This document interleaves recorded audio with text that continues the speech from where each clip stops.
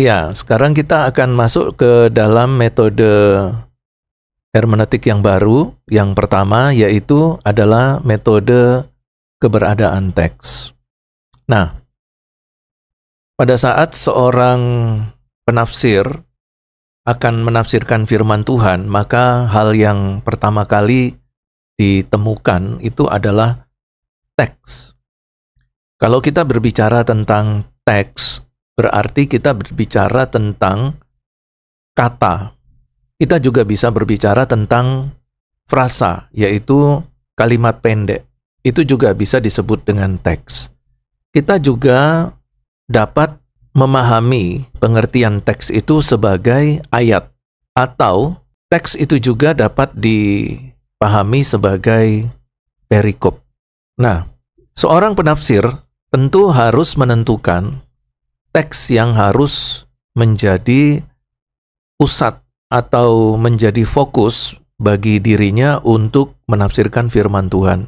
Dalam hal ini, ketika seorang penafsir ingin menentukan teks, itu dapat disebabkan oleh beberapa hal. Yang pertama, bahwa dirinya ditugaskan untuk menafsirkan sebuah teks. Ada juga permintaan dari gereja bahwa materi penyampaian firman itu berdasarkan teks tertentu. Ada juga seorang hamba Tuhan ketika membaca firman Tuhan, lalu dia menemukan sebuah teks yang mendorong dirinya untuk memulai menafsirkan. Ada juga ketika dia sedang berdoa, lalu kemudian Roh Kudus menunjukkan sebuah teks kepadanya, dan berdasarkan itu kemudian dia mulai menggali dan menganalisa teks tersebut. Jadi kalau dibuat satu kesimpulan singkat bahwa seorang hamba Tuhan, dia harus menjadikan satu teks ini fokus di dalam eksegesenya, penggalian firman Tuhannya. Apakah itu dalam bentuk sebuah kata, ataukah dia dalam bentuk frasa, yaitu kalimat pendek, ataukah dalam bentuk sebuah kalimat, dalam bentuk satu ayat, atau satu perikop. Dan dia bisa saja mempunyai kerinduan untuk mengeksegese itu oleh karena tuntutan pelayanan, permintaan dari gereja, ataukah ketika dia membaca Alkitab, bahkan pada saat dia bersekutu dengan Tuhan dalam persekutuan pribadi, Tuhan kemudian memberikan satu teks untuk digali dan dianalisa. Dan tentunya semuanya ini berdasarkan pada kerja dan karya Roh Kudus di dalam diri seorang pelayan Tuhan. Apakah dia seorang guru ataukah dia seorang hamba Tuhan yang pelayanan di gereja. Nah, berbicara tentang teks, sebelum kita masuk ke dalam mengenal teks itu, kita juga perlu mendasari pemahaman kita tentang bagaimana sebuah teks yang ada di dalam Alkitab itu sekarang ada di dalam sebuah kitab suci. Dan semua ini dalam konteks hermeneutik, bahwa teks itu adalah berasal dari Roh Kudus, yaitu melalui pengilhaman Roh Kudus kepada para penulis. Lalu kemudian dari pengilhaman itu, para penulis kemudian menuliskan teks-teks yang kemudian terkanonisasi menjadi Alkitab, dan kita sekarang berada di dalam kelas hermeneutik untuk menganalisa dan menggali teks-teks tersebut. Hermeneutik ini sebagai metode penafsiran Alkitab tidak saja berurusan dengan teks yang dihadapi secara tertutup, yaitu pada teks itu sendiri, tetapi juga penafsiran teks tersebut membuka diri terhadap teks-teks yang melingkupinya. Jadi penafsir di sini adalah menjadikan satu kegiatan rekonstruksi atau reproduksi makna teks dan berusaha melahirkan kembali makna sesuai dengan situasi dan kondisi saat teks tersebut ditulis, dibaca, dan juga dipahami. Nah, seperti yang tadi saya katakan bahwa Roh Kudus menginspirasikan penulis, menuliskan teks-teks kitab suci. Nah, kemudian teks-teks kitab suci ini ditulis oleh para penulis di zaman-zaman Alkitab sesuai dengan kitabnya masing-masing. Kalau kita bicara tentang penulisan teks kitab Perjanjian Lama, tentu di zaman Perjanjian Lama yang kurang lebih sekitar 3.500 tahun sampai 4.000 tahun yang lalu. Dan untuk Perjanjian Baru, yaitu teks-teks naskah kitab suci yang ditulis kurang lebih di zaman 2.000 tahun yang lalu dari tahun kita sekarang. Dan seperti yang sudah kita pelajari bahwa jarak tahun yang begitu jauh telah menimbulkan banyak kesenjangan-kesenjangan hermeneutika, bahwa Alkitab yang kita miliki sekarang sebagai kitab suci adalah Alkitab yang memiliki jarak kesenjangan jauh sekali, yaitu kesenjangan budaya, kesenjangan bahasa, kesenjangan adat istiadat, kesenjangan politik, dan banyak lagi ya, dari kesenjangan situasi dan kondisi di saat teks itu ditulis. Nah, kesenjangan-kesenjangan inilah yang kemudian menjadikan satu dasar untuk kita menganalisa lebih dalam sebuah teks. Karena di antara kesenjangan itu ada teks. Berarti ketika kita ingin menggali sebuah kata, sebuah kalimat pendek atau sebuah ayat, kita harus melewati dulu kesenjangan ini.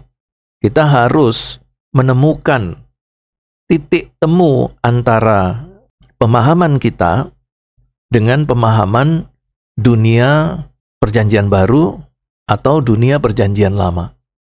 Seperti tadi yang sudah kita dengar, bahwa hermeneutik ini adalah metode penafsiran Alkitab yang bukan saja berurusan dengan teks yang dihadapi secara tertutup pada teks itu sendiri, tetapi teks yang kita sudah jadikan pusat untuk digali, dianalisa, itu juga terbuka.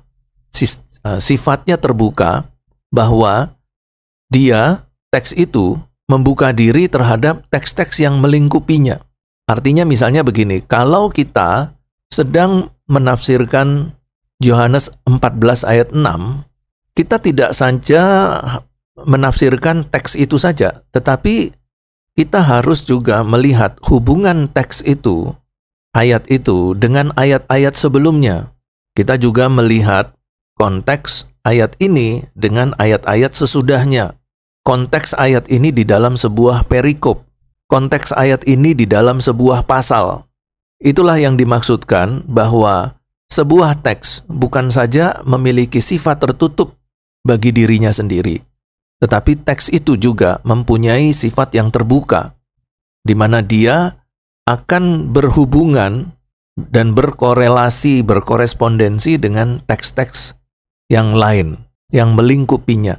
Nah, di sini penafsiran menjadi sebuah kegiatan merekonstruksi dan mereproduksi makna teks. Karena itu kita sebagai seorang penafsir harus merekonstruksi dan mereproduksi makna teks dan berusaha untuk melahirkan kembali makna dari sebuah teks kitab suci itu sesuai dengan situasi dan kondisi saat teks tersebut dibaca atau dipahami. Saya kasih contoh yang mudah berkaitan dengan apa yang tadi saya katakan. Ketika kita membaca kisah Yesus berjalan di atas air, pada waktu murid-muridnya berada di tengah Danau Galilea, karena mereka sedang berada di dalam satu perjalanan menyeberangi Danau Galilea, dan akan pergi ke salah satu daerah yang disebut dengan daerah Gerasa. Di tengah perjalanan itu, kemudian mereka mengalami badai dan mereka terombang-ambing di tengah danau. Lalu kemudian, di saat yang sama Tuhan Yesus berjalan di atas air, menyusuli mereka. Nah, ketika kita mencoba untuk melihat teks ini, kita pertama-tama harus merekonstruksi. Pada waktu peristiwa ini terjadi, seperti apa situasinya? Ya, perahunya itu seperti apa? Besarnya, modelnya, kemudian murid-murid kalau ada di dalam perahu itu posisi mereka ada di mana? Biasanya. Apakah 6 di depan, 6 di belakang, ataukah mereka menyebar di seluruh perahu? Nah, itu harus kita rekonstruksikan. Lalu kemudian kita juga mencoba untuk merekonstruksi situasi kondisi sebuah perahu yang diisi 12 orang yang saat itu di tengah malam mereka sedang berada di tengah badai. Nah, itu kita kemudian harus merekonstruksikan. Dalam ketegangan murid-murid di dalam perahu, di saat yang sama mereka melihat Yesus berjalan di atas air. Dan ini sesuatu yang luar biasa, karena saya pikir murid-murid seumur hidup mereka tidak pernah melihat seorang memiliki kemampuan berjalan di atas air. Nah, berjalan di atas airnya pun kita harus coba untuk merekonstruksikan. Berjalan yang seperti apa? Apakah seluruh kaki Yesus berada di atas air, ataukah sebagian kaki Yesus agak sedikit tenggelam? Ya, seperti kalau misalnya kita berjalan di tengah-tengah daerah yang banjir. Ya, kita berjalan seolah-olah kita berjalan di atas air. Tetapi sebenarnya kita menginjakkan kaki di jalan raya yang tergenang air. Nah, apakah yang seperti itu? Itulah tujuan dari sebuah rekonstruksi peristiwa, rekonstruksi teks. Maka ketika kita membaca sebuah teks Alkitab, kita harus merekonstruksi itu. Peristiwa, keadaan, situasi, kondisi dari sebuah teks. Dan kita juga harus mempertimbangkan ada banyak kesenjangan-kesenjangan yang terjadi dalam sebuah teks. Karena itu, yang harus kita hindari adalah jangan sampai kita membuat satu kesalahan, yaitu memasukkan situasi modern ke dalam situasi teks.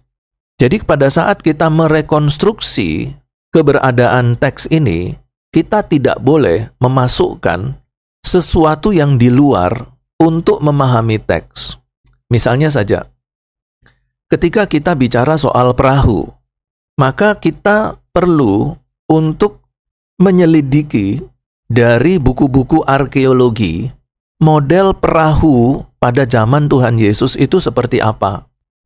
Kita tidak boleh kemudian mengatakan bahwa perahu yang seperti kita lihat di pelabuhan, ya, yang kita lihat di zaman kita di laut modern, ada perahu terbuat dari besi, ataukah ada perahu yang terbuat dari plastik, ya, atau dari kayu yang seperti perahu pinisi gitu. Kita tidak boleh kemudian menggunakan gambaran perahu yang modern itu untuk merekonstruksi perahu yang digunakan oleh murid-murid Yesus. Karena itu kita perlu menemukan fakta-fakta tentang perahu yang digunakan oleh murid-murid pada waktu itu, yaitu di zaman 2000 tahun yang lalu.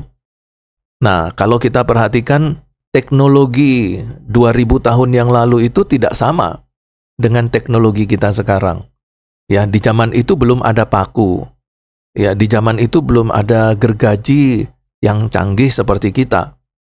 Itu berarti ada kemungkinan yang dimaksudkan perahu di sini itu adalah perahu yang dibuat dalam bentuk pahatan. Ya, jadi dari gelondongan kayu yang besar itu kemudian dipahat menjadi perahu. Ya, ataukah mungkin sudah ada teknologi pertukangan karena pada waktu itu sudah ada tukang kayu. Seperti contohnya orang tua Yesus, si Yusuf, itu adalah tukang kayu.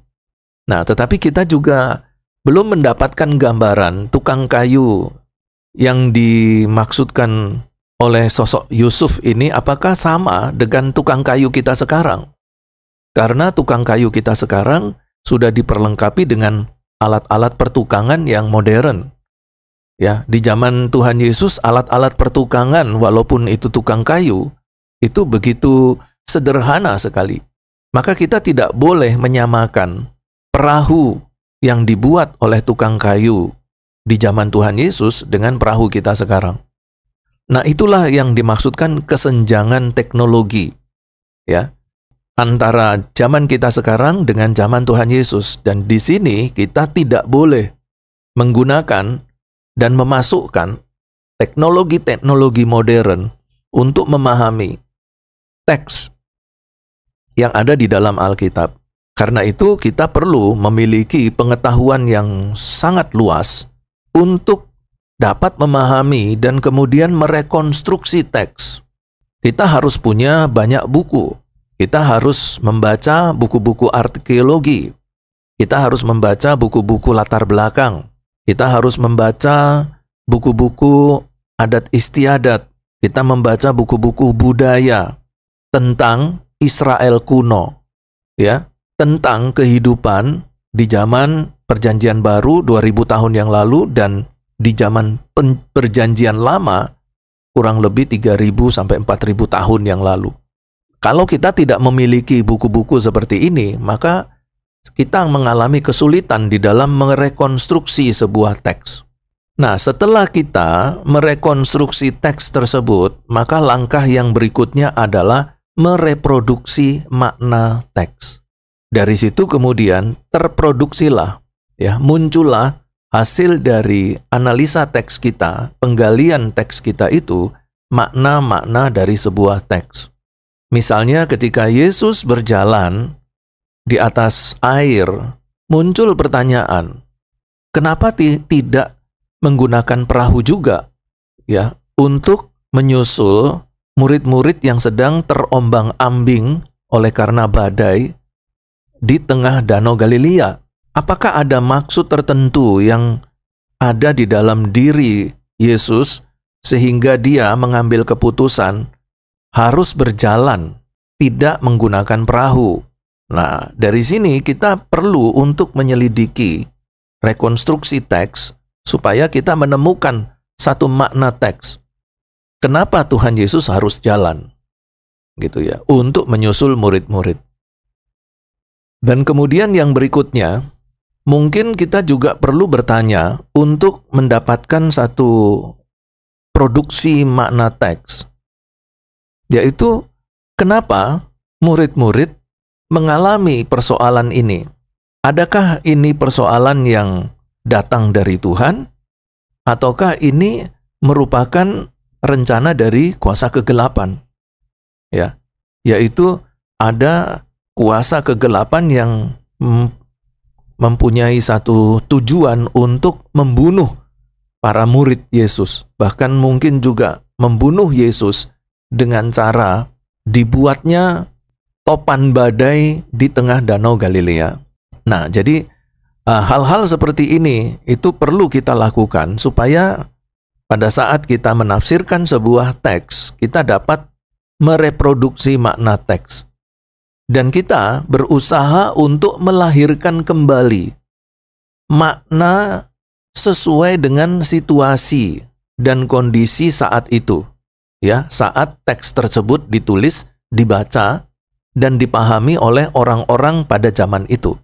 Kita juga perlu bertanya, apa tujuan dari penulis kitab ini, yaitu Matius, menuliskan kisah tentang terombang-ambingnya perahu murid-murid di tengah Danau Galilea oleh karena badai? Disinilah kita berusaha melahirkan kembali makna dari sebuah teks itu, sesuai dengan situasi dan kondisi saat teks tersebut ditulis, dibaca, dan dipahami oleh masyarakat pada waktu itu. Kemudian, pendekatan historis yang berusaha memahami teks-teks Alkitab sebagaimana yang dimaksudkan oleh penulis asli kita juga perlu untuk mengetahuinya berdasarkan pendekatan historisnya. Karena dari pendekatan historis kita bisa berusaha untuk memahami teks-teks Alkitab. Kita perlu melihat sejarahnya, historisnya. Dengan historisnya itulah kita dapat memahami sebuah teks berdasarkan situasi kondisi saat itu. Nah, teknik ini tidak hanya meneliti pilihan kata, sintaks, tata bahasa, ya, apakah dia termasuk bahasa kiasan, genre sastranya, tetapi kita juga terlibat dalam studi perbandingan historis dengan dunia kuno. Jadi yang dimaksudkan ketika kita memahami sebuah teks, kita tidak hanya meneliti teks itu dari pilihan kata, kita juga tidak hanya menyelidiki teks itu dari tata bahasanya, dari sintaksnya. Sintaks itu ilmu kalimat. Kemudian dari bahasa-bahasa sastra, apakah dia termasuk kiasan. Tetapi juga kita harus terlibat di dalam studi perbandingan historis dengan dunia kuno. Jadi kita harus punya gambaran secara historis dunia kuno dalam teks itu seperti apa, ya. Di mana dalam penyelidikan historical gramatikal itu mencakup beberapa aspek pengamatan, ya. Jadi penyelidikan historis itu akan mencakup beberapa aspek pengamatan.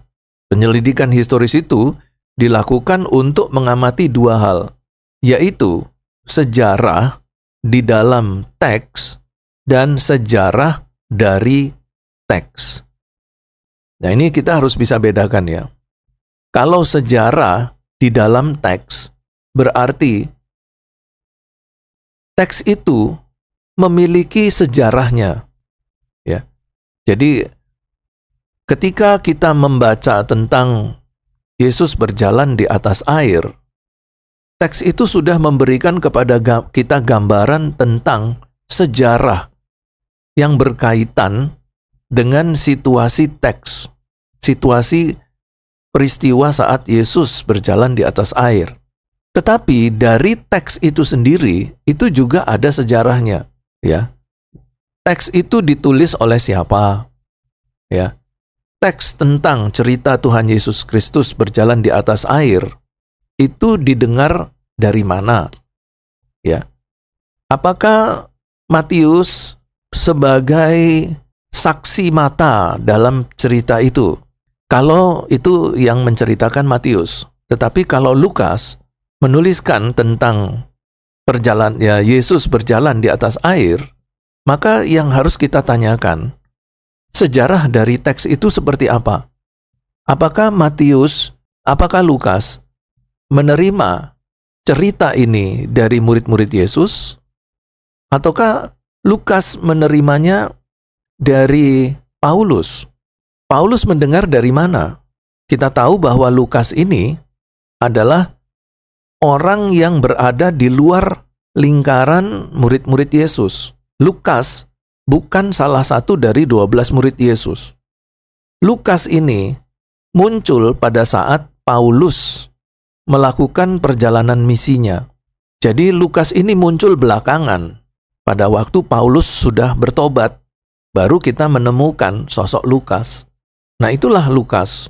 Apakah Lukas sempat bertemu dengan salah satu dari 12 murid Yesus? Ataukah Lukas di sini dia mendengar cerita itu dari Paulus? Paulus mendengar dari siapa? Karena Paulus bukan salah satu murid Yesus. Paulus bukan saksi mata Yesus berjalan di atas air. Nah, itulah yang dimaksud dengan sejarah dari teks. Nah, hal-hal yang seperti itu perlu untuk kita pahami, ya, supaya pada saat kita nanti mereproduksi makna teks, kita dapat betul-betul mendapatkan hasil dari pemaknaan teks itu berdasarkan semua yang sudah kita kerjakan tadi. ya, penyelidikan historisnya. Ya, kita tahu bagaimana teks itu sendiri bersifat tertutup dan terbuka dan lain sebagainya.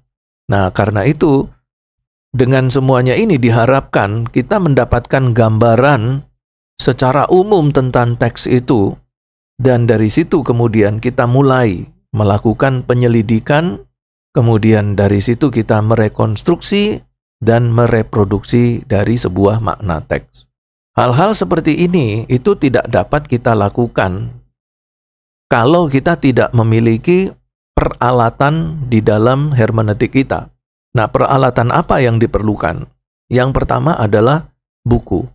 Kalau sekarang kita ada di STT, kita dapat mengakses buku-buku dari perpustakaan. Tetapi kalau kita sudah keluar dari STT, kita harus punya buku sendiri. Dan buku-buku ini itu tidak kita dapatkan pada waktu kita tidur lalu orang datang bawa buku gitu ya. Kita harus berusaha menemukan buku itu. Dan kalau perlu kita membelinya. Dan salah satu buku berkaitan dengan teks tadi adalah buku-buku yang berkaitan dengan latar belakang. Ya, latar belakang budaya Israel kuno, latar belakang adat istiadat Israel kuno, latar belakang kehidupan masyarakat Israel kuno, ya, latar belakang agama Yahudi kuno, dan lain sebagainya ya. Termasuk juga tadi kita singgung tentang buku-buku arkeologi.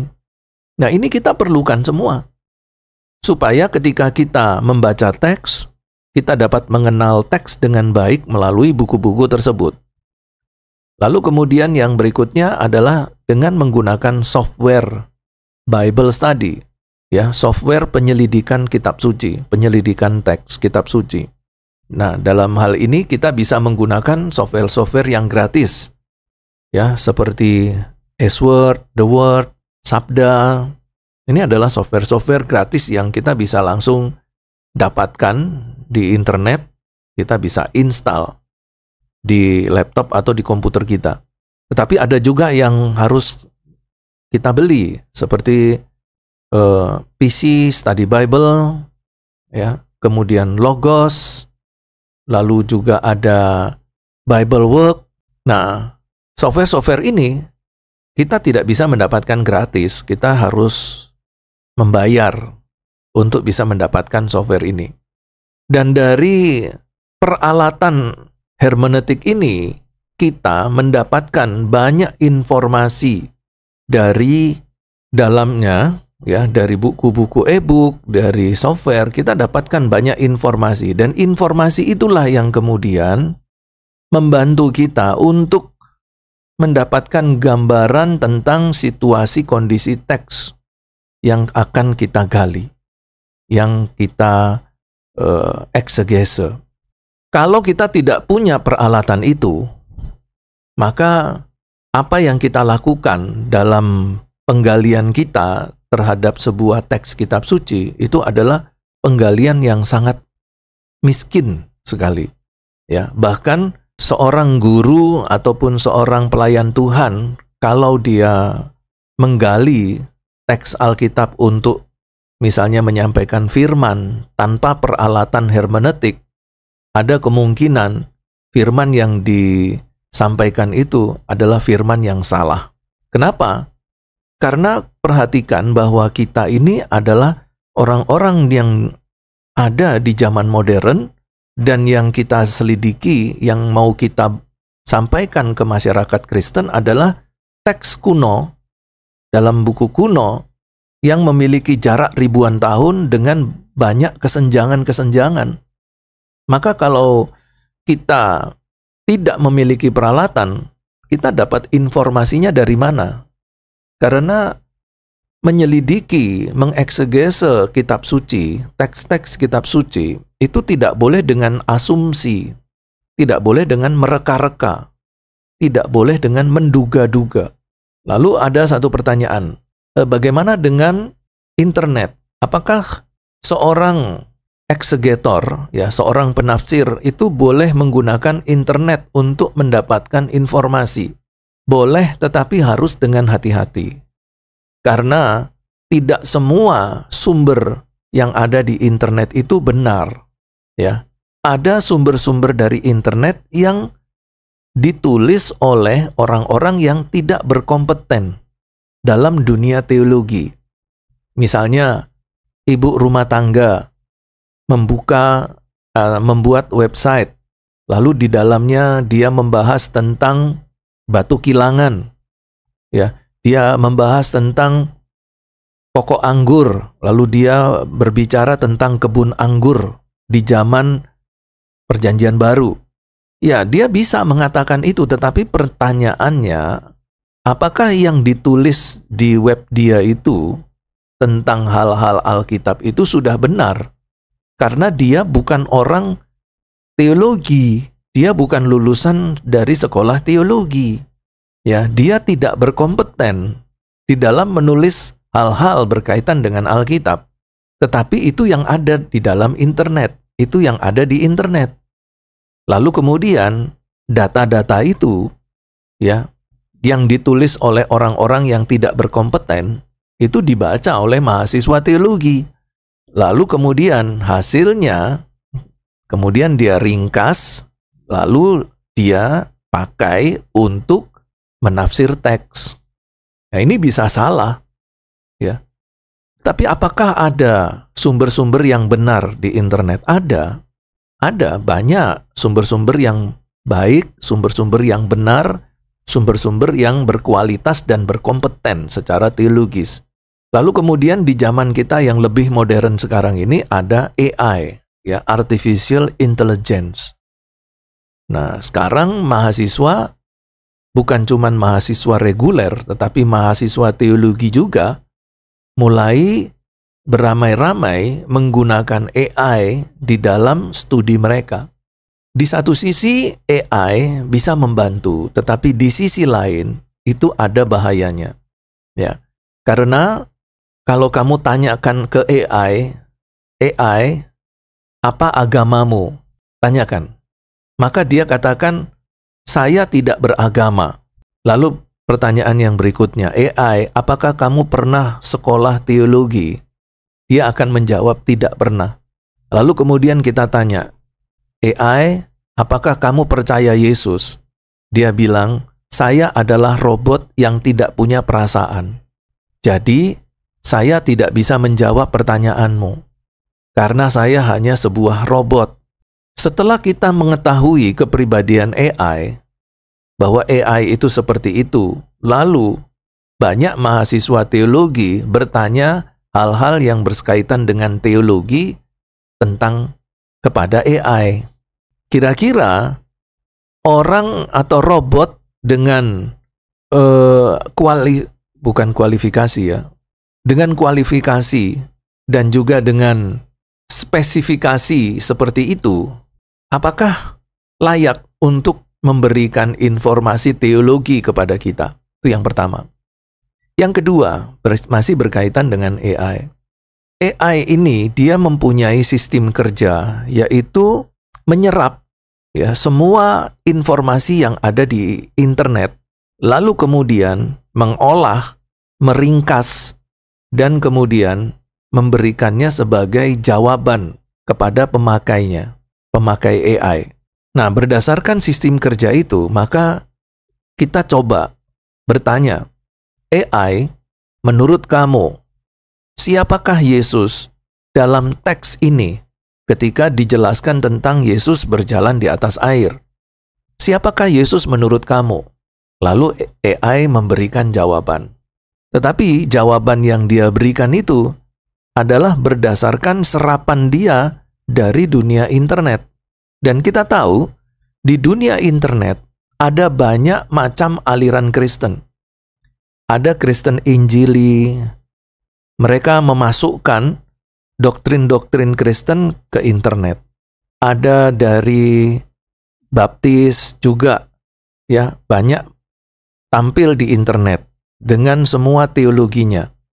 Lalu kemudian ada dari Lutheran, Anabaptis, Advent hari ke-7, ya, dari kelompok Kristen yang bagi sebagian besar menyimpang, misalnya dari Mormon, Saksi Yehova, ya, lalu ada banyak kelompok-kelompok Kristen lagi yang lain yang dalam tanda petik menyimpang.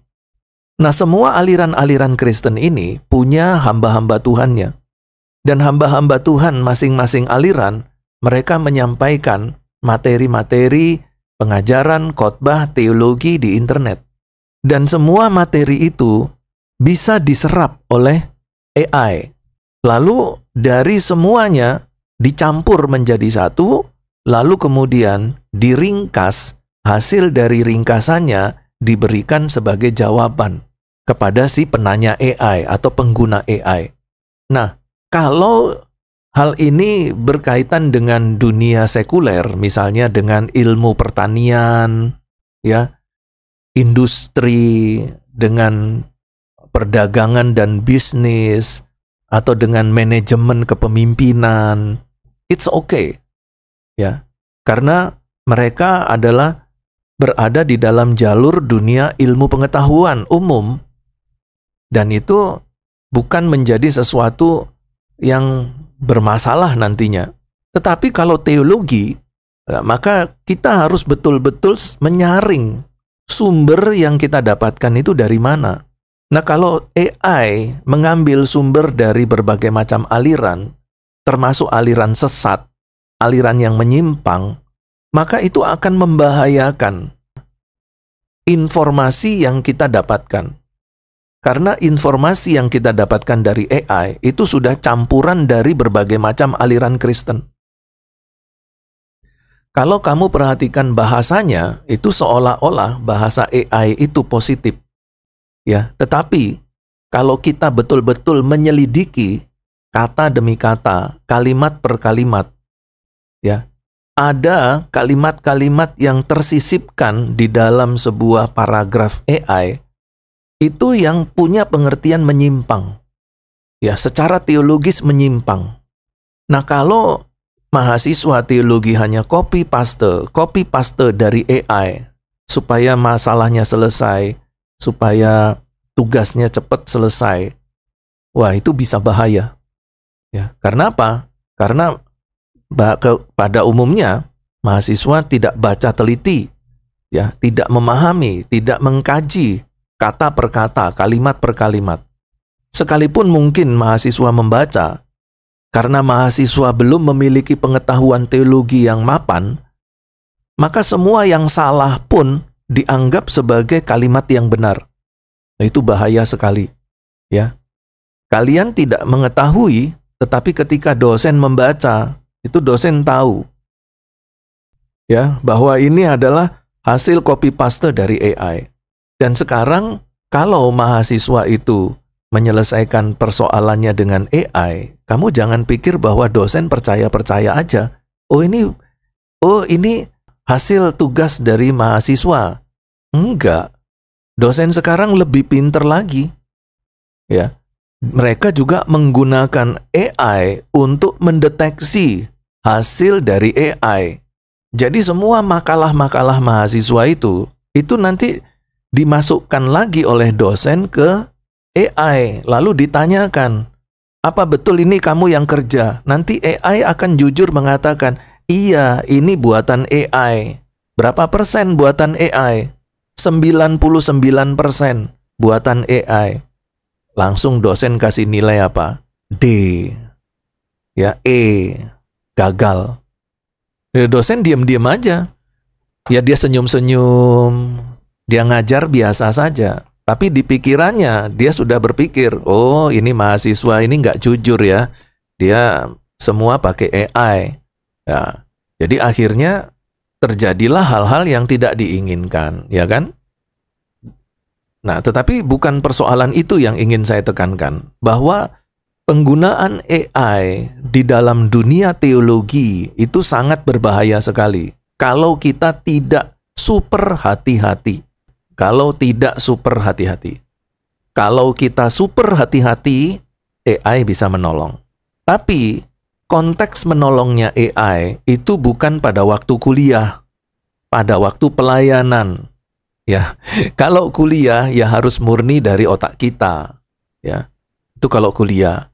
Kalau kalian nanti, kalau seorang mahasiswa itu sudah selesai pelayanan, sudah langsung terjun dalam pelayanan di tengah-tengah masyarakat, silahkan pakai AI.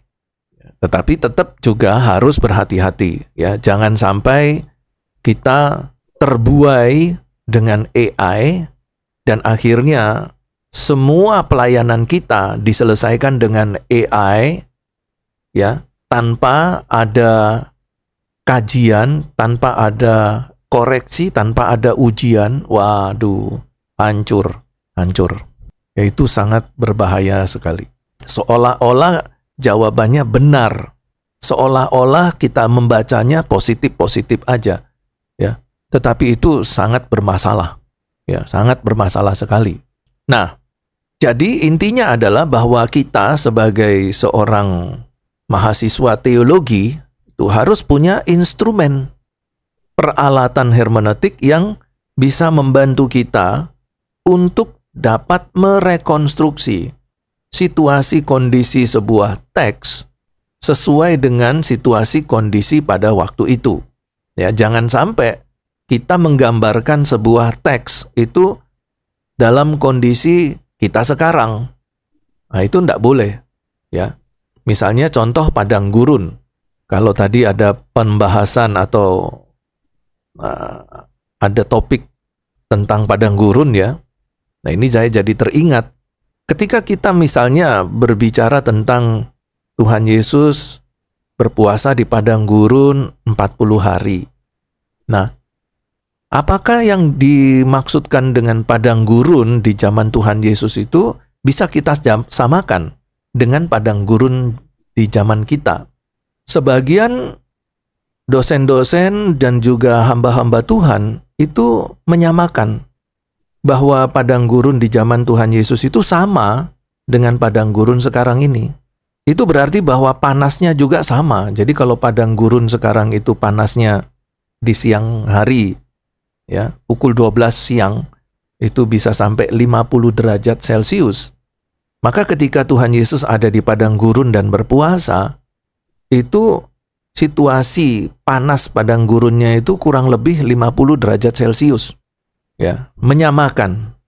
Nah, kenapa mereka menyamakan? Yaitu karena mereka tidak punya instrumennya, tidak punya tools, tidak punya peralatan hermeneutik. Jadi mereka ambil yang paling gampang. Jadi menyamakan dunia sekarang dengan dunia Alkitab. Padahal berbeda. Padang gurun, walaupun itu tertulis di dalam kitab suci sebagai padang gurun, ya, belum tentu situasi kondisi secara geografi itu sama dengan padang gurun kita sekarang. Dan ternyata setelah dilakukan semacam satu riset, ya, pengamatan, bahwa ada perbedaan suhu antara padang gurun di zaman Tuhan Yesus dengan padang gurun di zaman sekarang. Saya membaca satu artikel ilmiah tentang geografi bumi, ya, tentang keadaan geologi, ilmu geologi bumi. Penulis dari artikel ilmiah ini mengatakan bahwa bumi ini setiap 100 tahun sekali dia mengalami peningkatan panas sebanyak 1 derajat. Dan kemarin waktu saya nonton berita di televisi, ada berita di teks yang berjalan itu di bawah mengatakan bahwa tahun 2050 kota Surabaya akan mengalami kenaikan panas sebanyak 5 derajat. Itu sangat luar biasa, sangat panas itu, ya. Kalau sekarang panas yang umum itu 33 derajat, maka kalau ditambah 5 derajat saja, itu jadi 38 derajat. Itu sudah sangat panas sekali, ya. Itu kalau panas yang seperti itu terjadi setiap hari, maka umumnya jalan-jalan yang terbuat dari aspal, aspalnya itu sampai meleleh, ya, mencair. Jadi nanti kalau kita naik motor melewati aspal yang mencair, itu aspalnya itu sampai lengket di roda ban motor dan ban mobil itu. Itu kalau sudah panas sampai 37-38 derajat Celcius. Nah, kembali lagi, ilmuwan geologi mengatakan bahwa setiap 100 tahun bumi mengalami peningkatan panas 1 derajat. Berarti kalau kita akumulasikan, kalau kita mundur 1000 tahun, berarti ada 10 derajat perbedaan panas. Jadi, kalau dari 2025 turun mundur ke 1025, berarti ada pengurangan 10 derajat. Kalau di padang gurun sekarang, itu antara 40 sampai 50 derajat, maka 1000 tahun yang lalu, panas padang gurun itu 30 derajat. 30 sampai 35 lah. Ya. Itu 1000 tahun yang lalu. Kalau mundur lagi, 1000 tahun lagi, 2000 tahun yang lalu, yaitu di zaman lahirnya Tuhan Yesus, padang gurun itu harus dikurangi 10 derajat lagi, sehingga sisa 20 derajat. Jadi, padang gurun di zaman Tuhan Yesus, panas pada siang hari, itu hanya sekitar 20 derajat Celcius. Kalau kita nyalakan AC di ruangan kita dengan derajat 20 derajat, itu sudah cukup lumayan dingin ya. Lumayan dingin, lumayan sejuk. Kalau kita bangun pagi di Jember, lalu kemudian kita keluar dan menghirup udara pagi di Jember, itu kurang lebih antara 23 derajat sampai 25 derajat. Suhu di pagi hari. Bayangkan saja kalau itu 20 derajat. Ya, itu sudah cukup sejuk. Bahkan sudah terkategori dingin. Jadi, kalau ada orang yang mencoba untuk menyamakan padang gurun modern dengan padang gurun di zaman Tuhan Yesus, lalu kemudian mereka memberikan informasi bahwa Tuhan Yesus berpuasa 40 hari di padang gurun yang panasnya itu sampai 50 derajat Celcius. Nah, ini adalah khotbah yang salah. Makanya ketika kita menemukan sebuah teks di dalam Alkitab, kita harus betul-betul merekonstruksi. Berdasarkan apa? Berdasarkan peralatan hermeneutik kita. Direkonstruksi teks itu supaya kita dapat mereproduksi makna teks sesuai dengan inspirasi Roh Kudus. Ketika Roh Kudus menginspirasikan kepada penulis kitab suci. Ya. Kalau tidak seperti itu, maka dapat dipastikan penyelidikan kita terhadap teks kitab suci itu ada kemungkinan bisa mengalami kesalahan-kesalahan penyelidikan.